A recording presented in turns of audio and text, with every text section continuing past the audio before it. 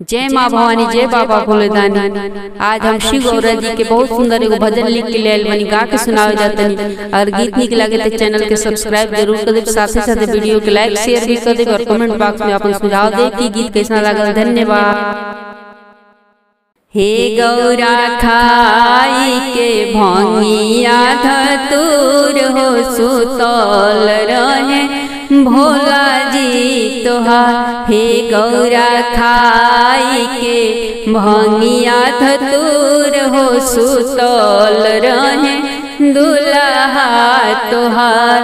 अन्न लागी हमें बड़ा दानी भोलेनाथ जी, अन्न धन दे के करे जग के कल्याण जी।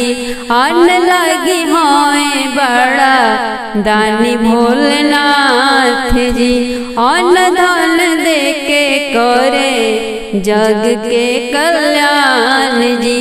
तोहरा के हे गौरा तोहरा के लुगरी पुराण हो सुतल रहे भोला जी तोहार। हे गौरा तोहरा के लुगरी पुराण हो सुतल रहे दुल्हा तोहार।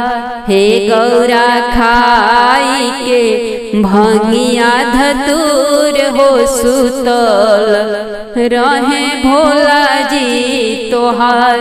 राजा के बेटी रहलू चेरिया बनवले, भेज के जंगलवा में बसा चरवले।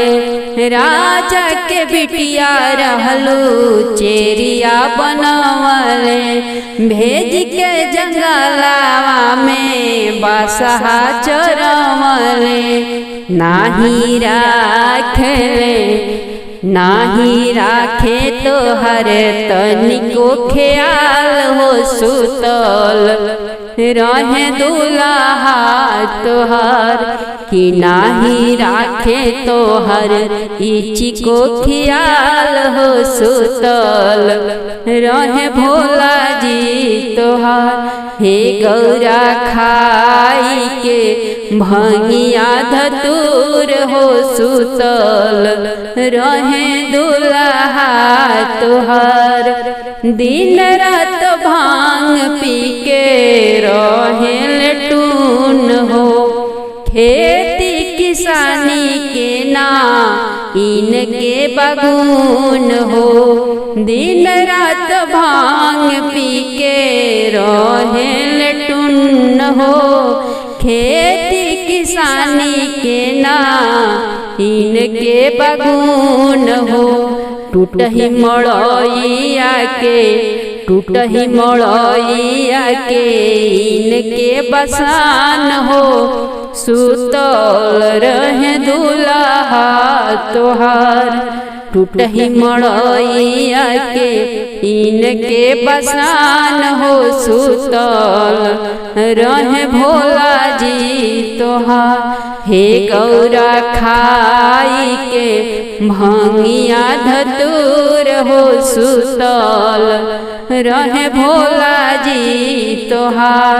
भंगिया पिसत के याद आवे बड़ा माई, कोइले गवन भोला नैहर दिहले छोड़ाई।